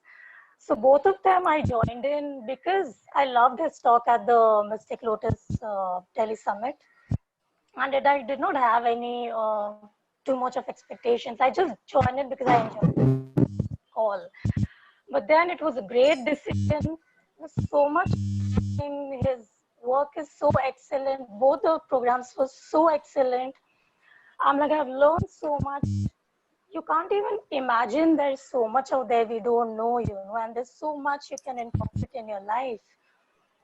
So, and it doesn't end there, one thing leads to another, one learning leads to another, because he just doesn't stop. He follows up, he checks in on you, so much knowledge, like personally and on groups, and he's just, you'll never be alone once you have worked with Dr. Sanjeev, he just keeps giving and sharing. And I've also had the privilege of having a personal session with him, which we've been talking about. So really, Dr. Sanjeev, you walk the talk, and it's like, he's really different, he's unique. You just have been talking about that, he asks questions, and he'll ask questions in such a way that you'll get your answers just because he's asking those questions. And then what that does is you start questioning the way you're thinking. You start questioning the way you're looking at your situation. And then you get your answers. And then what, as a client, this does is that it makes me feel good about my situation. It makes me feel in charge of my situation. It kind of made me feel that, oh, I got the answers and he helped me out with it. So I think the best thing which a therapist like Dr. Sanjeev does is that I want to go back to him. He's created that space for me. He showed me the way. He listened to me. He really is a good listener. He talks a lot, but not during the session. He really listens. And you really want to go back to him. And I really will definitely reach out to you, Sanjeev, Dr. Sanjeev, whenever I feel the need. And the best part about whatever I've been saying is that He's going to teach us, yes, he's going to teach us how to listen. He's going to teach us to be empathetic. And it's, believe me, you can take my word. It's not just counseling that we are going to learn. He's going to teach us so much more, about life, about relationships, handling people. I'm confident about this. So, Dr. Sanjeev, thank you for doing what you do. Thank you for everything. Thank you so much, Shilpa, for your kind and honest words. I'm very touched. Thank you. Thanks. Thank you, Shilpa. Thank you for coming on. And that, ladies and gentlemen, that lovely lady with the lovely smile is also a hugely integral part of the Mystic Lotus team. Give a shout out, Shilpa. Big shout out. Big shout out for Shilpa. And Ritika is completely agreeing with Shilpa, Dr. Sanjeev. And Ekta Saran has also written in saying that Dr. Sanjeev is such a great listener, which helps him get to the core of the problem. I have seen huge shifts in me with his counseling and facilitation. I've attended a few of his workshops, and the way he explains concepts, you will get it in that instant, and it will stay with you for life. I am so excited for our art of counseling. So superb. That's so nice. It's so nice to read that and call it out for you. And I see the happiness on your face as well, Dr. Sanjeev. Yeah, So, I feel so lovely. very happy. Although we're not invested in a client outcome, okay. But after every session, so my trainer, my mentor, who taught me, I've been blessed with amazing mentors, okay. So one Dr. Rajiv Naidu is there, one Dr. Yogesh is there. I always thank them. He told me one thing. He said, client is like God. Like client, ये चीज client को नहीं पता होगा कि client भगवान है. He was like, the client who comes to you is actually divine. Client who comes to you is God. And I was, why do you say so? He said, because in many situations, client is reflecting the problem of the therapist. So I have also seen this. When I have unresolved issues with my father. For one series of 3 to 4 to 5, 6 sessions, I get clients who have issues with their father. And while healing, while working with the issue with the client, my own issue with my father or whatever, that changes. So the client is coming to your life to pay you money to also help you to grow. The amount of lessons that I've learned, I can write a book based on the sessions, one-to-one sessions done with client. After every session, I write some notes. The way the client gets an insight at the end of the session, it just moves me. At the end of every session, I'm like so baffled. Like you can't show it to the client. You'll be like, okay, that's amazing, it's amazing. But at the back of your head, it's like, oh my God, this insight, what they have got is just so beautiful. Like there have been clients who have come like starting with, I had one client who says, nobody likes me. That poll, by the way, every statement, everywhere anything that I put on the poll is actually real life examples. I have not cooked up anything. So one client came saying, nobody likes me. So we asked her, we started there. And she has such a strong belief system that nobody likes her. We just started rolling with the resistance, started asking some questions, doing some rapport building. And I said, okay, shall we make a list? So she started enlisting all the people who dislike her. I said, okay, you can make a list. So she sat down in my office, writing down 1 to 100 names. She thinks these people hate me. My teacher doesn't like me. My pet dog doesn't. One day I came, my doggy went inside, dog doesn't like me. Really, strong belief system, people don't like me. And I asked, okay, is there any one person who has ever thanked you? No, please. Okay, that's the map in her world. You can't fight with her, no? And she's saying, is there? So I said, okay, may not be people. Are there anything else? Is there anything else that likes you? Random question. She said, yeah, one tree is there. One tree in my garden is there. This tree likes me. So I said, okay, so tree likes you. Okay, yeah, tree likes me. I said, okay, can you write down that list? She said, okay, I'll write down. Tree likes me. I said, every day, can you hug that tree once? And she said, started doing it. And she tells me, yeah, you know what, I think there's somebody who's there in my life. One tree is there that likes me. And slowly, very slowly, this list started growing. A number of people who like me started growing because that one tree was there. She would hug that tree, and then she would tell me, Doc, you know what? I think one more person likes me. So it's 100 versus 2. Slowly, this list became 50 one fine day, and I became so happy. Her list is growing, and then this list started decreasing. The hate list started decreasing. A number of people she thought hating her, that started decreasing. And the day came when hate list became 0 and like list became 100.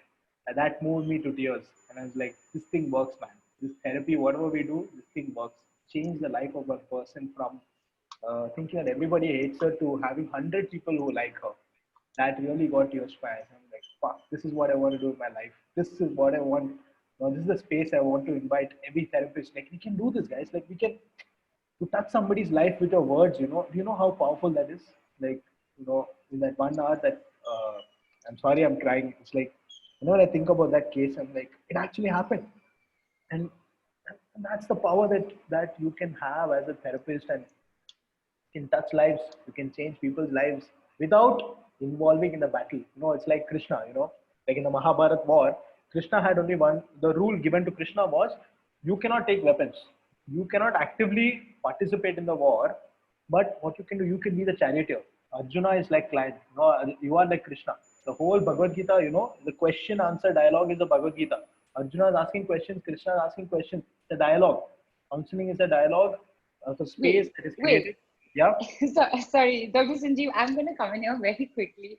You brought up Krishna. He's like one of my all-time favorites. All right. And to me, the first time that I read the Bhagavad Gita, much younger, to me, even at that young age, what I saw was, man, this is the best politician this universe is going to see like ever. Yeah. But you just said that he's counselor. Yeah, he's Krishna's counselor.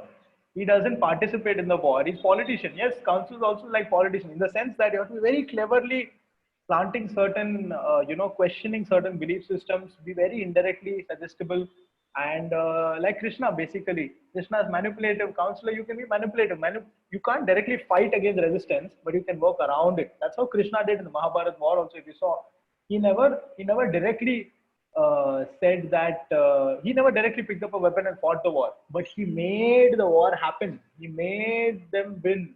That's how you have to indirectly be there, hold that space for your client, be there for your client, allow them to fight their own battle, even at the cost of them getting hurt. Sometimes they will make decisions. Sometimes your clients will fuck up and make decisions that will screw them up. But in your opinion, they're screwing up. But for them, that is life lesson. You can't deny somebody of their life lesson. No.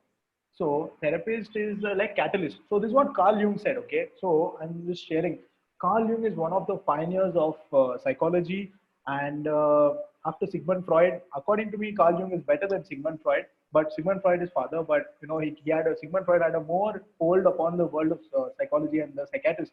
So his works are way more famous. But Carl Jung has done amazing pioneering work on the collective unconscious mind, the 12 archetypes, and beautiful stuff. Maybe in the course I can share some stuff. And this is what Carl Jung had to say.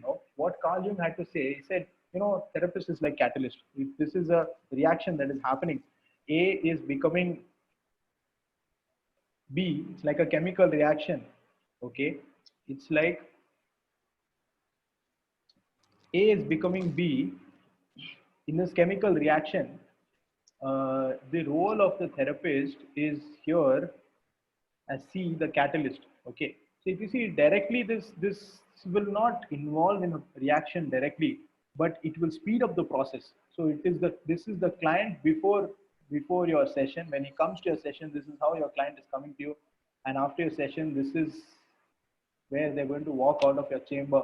If they walk out of your chamber with two things, okay, lightness and awareness, you've done your job. Okay, now they are one of the targets of counseling, the targets of any and every therapy. Okay, so if I'm sharing here this PPT, you can see what is counseling and what is it not. So it's not giving advice. It's not a friendship. Okay, your friends and family cannot be your clients outright. You have to say, I'm sorry, there will be a conflict of interest.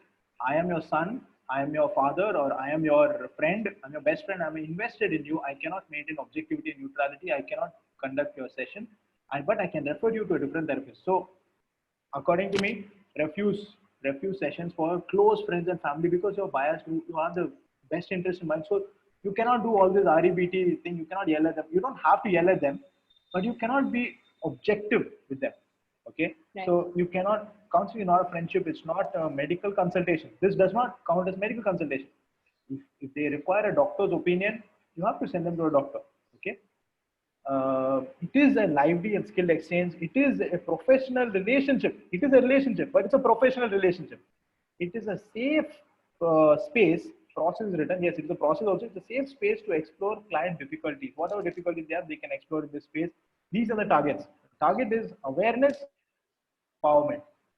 अगर ये तीन चीज हो गया ना तो हो गई बात मतलब your session was effective. If they feel even little more lightness at the end of session, I always ask the client, okay, what did you become aware of? How are you feeling? If if they're feeling better, if they're feeling empowered, that means you have done your job in the session, right? So yeah, these are also targets: acknowledgement of their problems and their capacities, examination of choice and outcomes, helping client to regain autonomy, right? So we spoke about this. I clarified this: who is a client, who is he not, who is a therapist, who is he not. We spoke about this, the mismatch that happens, visual versus auditory. Here, visual match is already given in your PDF. Okay. Right, Dr. Sanjeev. Dr. Yeah. Sanjeev, sorry, coming in for a quick second, exactly with the screen that you just shared where you explained the A and the B and the C as the catalyst, and the three things that if your client achieves, reaches that, then you've done your job well. And well, we have somebody who'd like to share that with you. Yeah. So I won't take the name. Happy surprise for you. Amrish, you know who we need to get unmuted. I might as well take the tape. Okay, we got Riddhika on for you, okay? Okay. So can we have Riddhika unmuted? Hi, Sanjeev. Hi, teacher, numerology teacher. God. Such a fabulous call. I enjoyed it. I was listening to it all through even while I was cooking. So yeah, so I happened to not take a session with Sanjeev. We were learning numerology together, and like Sanjeev, even I'm someone who gets into a lot of talking and yapping, and baad mein, we started talking about an issue, and he happened to ask me few questions, and that really enlightened me, and it completely changed the entire perspective of the way I was looking at things, and that was commendable. And the good part was that he was talking so much sense, as if like a person coming out of me and talking to me. It was like talking to my own self, asking questions that you would not dare asking yourself, because you know the answers and you do not want to give yourself those answers.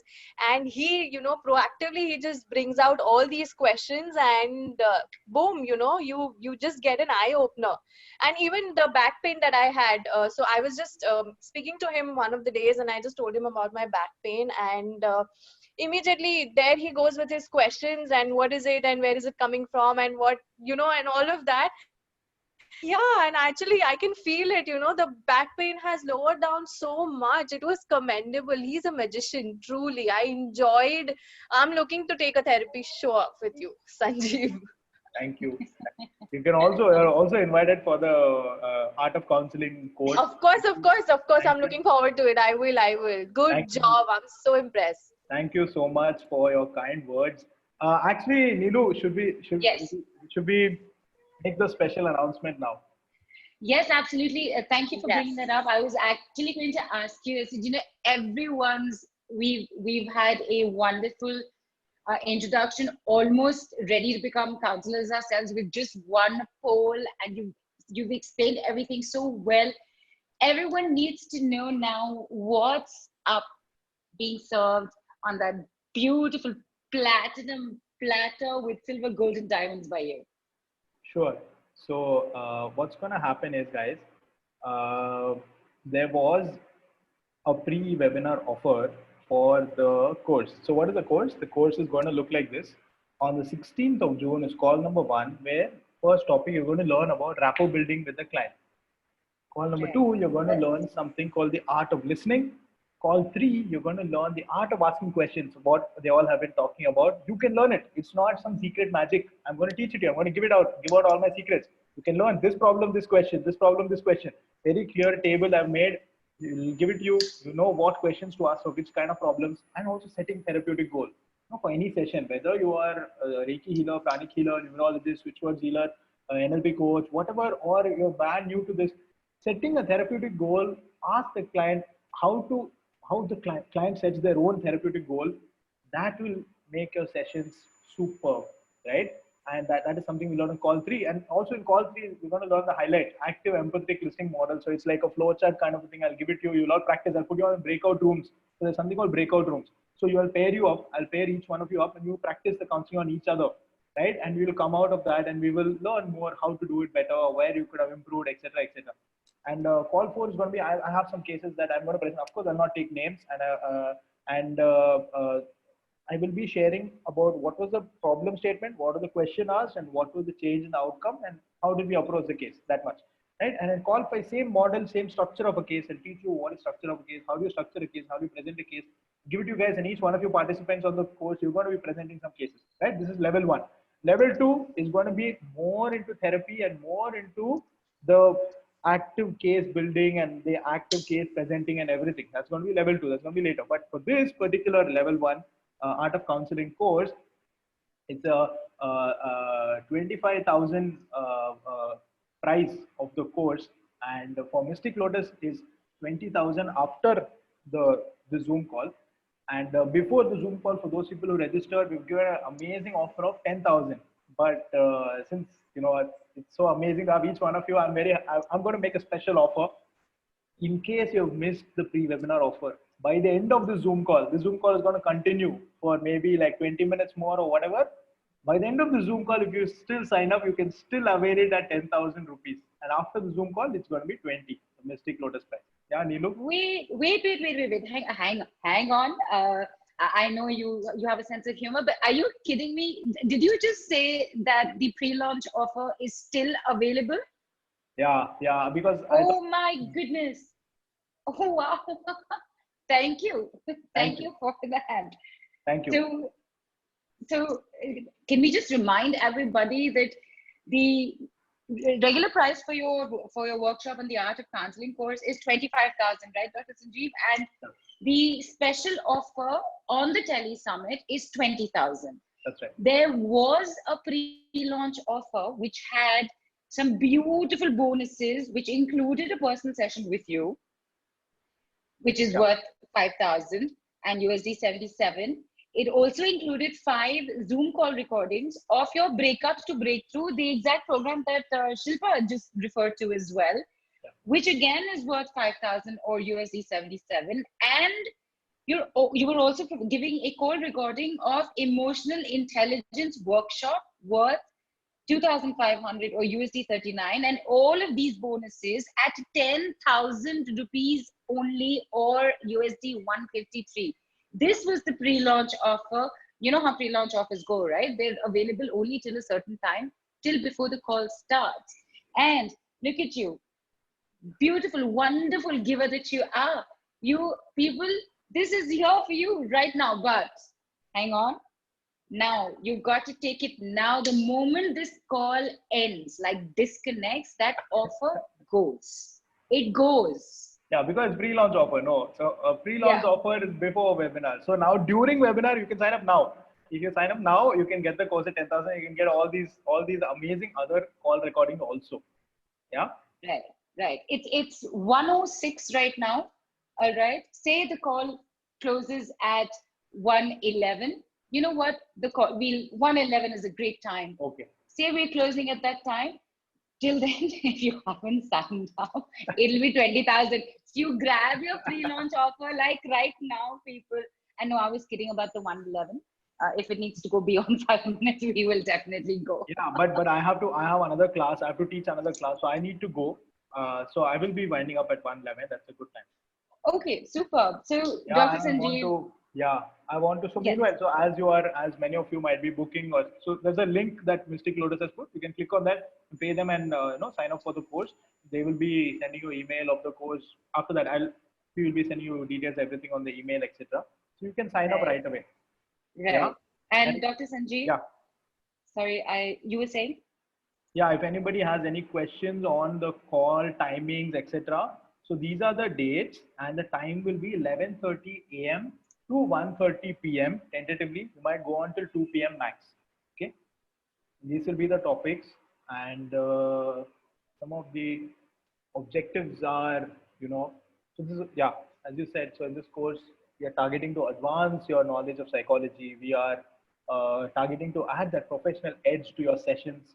We are targeting to deepen the efficacy of your therapy, boosting your therapist confidence, as I already said. So, welcome everybody to Art of Counseling. Let's have fun. It's going to be fun, interactive. There will be polls like this in your class also. There will be I will be having presentations like this, showing pictures, and I will be doing live demos, more live demos on the call, and demos for each one of you to practice. I'll be pairing you up, putting you on the something called breakout rooms. Yeah. So this is the link, everybody. You can click on this link, Mystic Lotus link, and sign up for the course.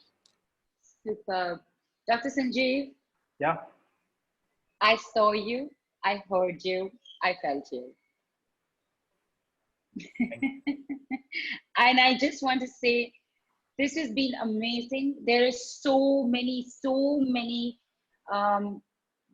bits put all together that has just made this a superb call. Where 2 hours have flown by has been unbelievable. And the fact that you're going to be teaching so much, including the difference between healing, coaching, and counseling. You'll be teaching personality types. You're going to be teaching irrational belief systems that clients have. And you're also going to be drilling in the fact that a therapist is not an activist. Hello. And that UPR should become your USP. So unique selling proposition. I almost said proposition. So sorry. So USP is going to be UPR, which is unconditional positive response. I love positive regard, unconditional positive regard for the client. Regard for the client. Yeah. So thank you for. And I loved the bringing up of the universal quantity. Was that universal quantity or quantification? Universal quantifier. Quantifier. Right. And that I am okay, you are okay. Everybody is okay. Okay. Life position. Yeah. So, life position. This is the manual. So I've prepared a beautiful manual of around 80 pages or something, right? Which you'll get when you sign up for the course, right? You'll be getting the soft copy. You can print it out, spiral bind it, or keep it as soft copy, however you like. So this is the manual. This is the cover page.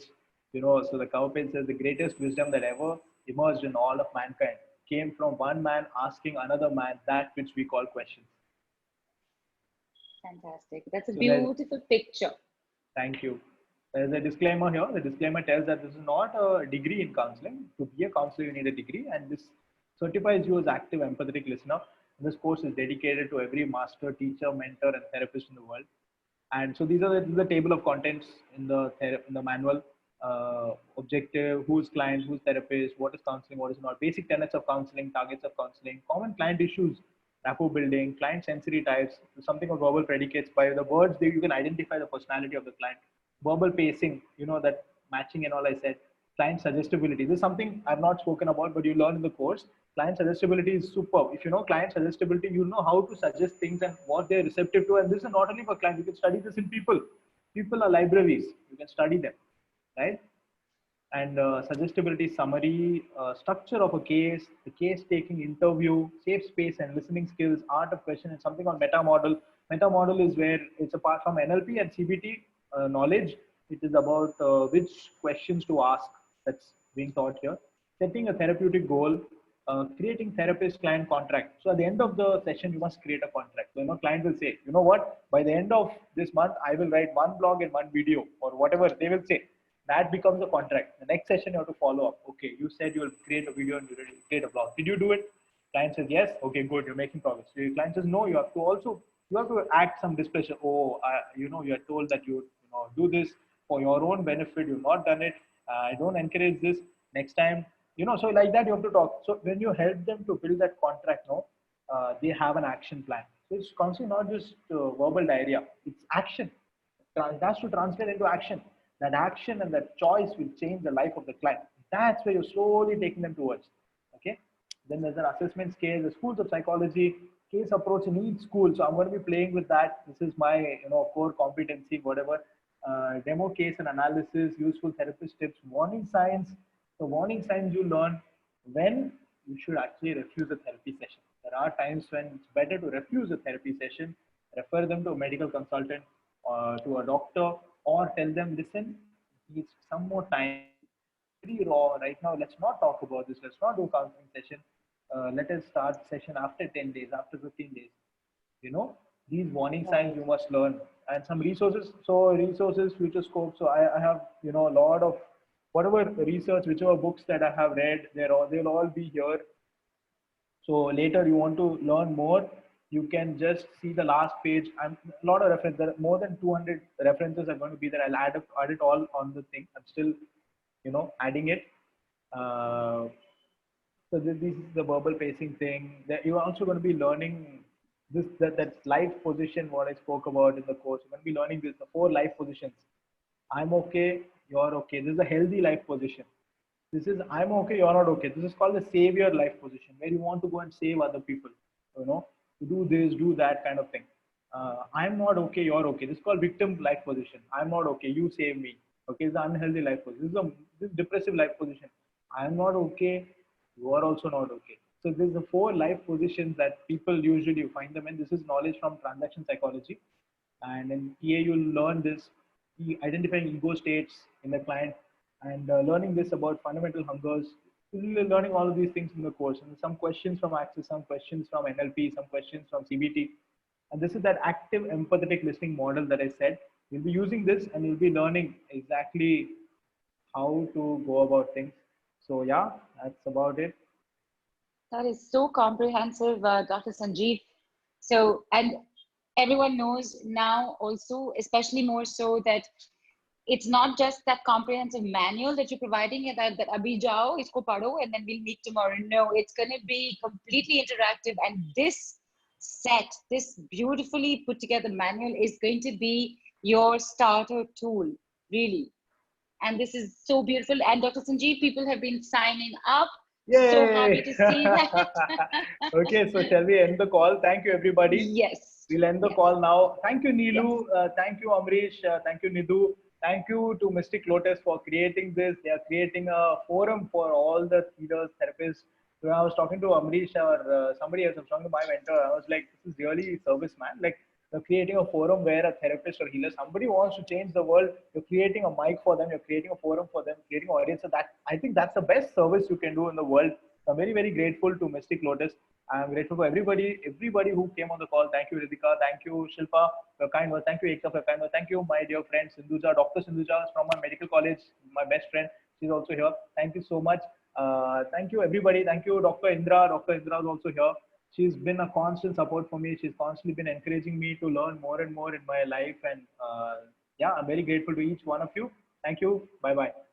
Thank you. On behalf of Team Mystic Lotus, thank you, Dr. Sanjeev. Super awesome call. So delighted to have you back with us and looking forward to having you back with us more and more and more. And yes, to more, many, many more times to you as well. And dear people, thank you. You are an amazing audience, and we shall see you day after tomorrow for the next call. You have Dr. Sanjeev with you for a day and a half. Enjoy. Bye, everyone. Bye, Dr. Sanjeev. Bye-bye. Have fun.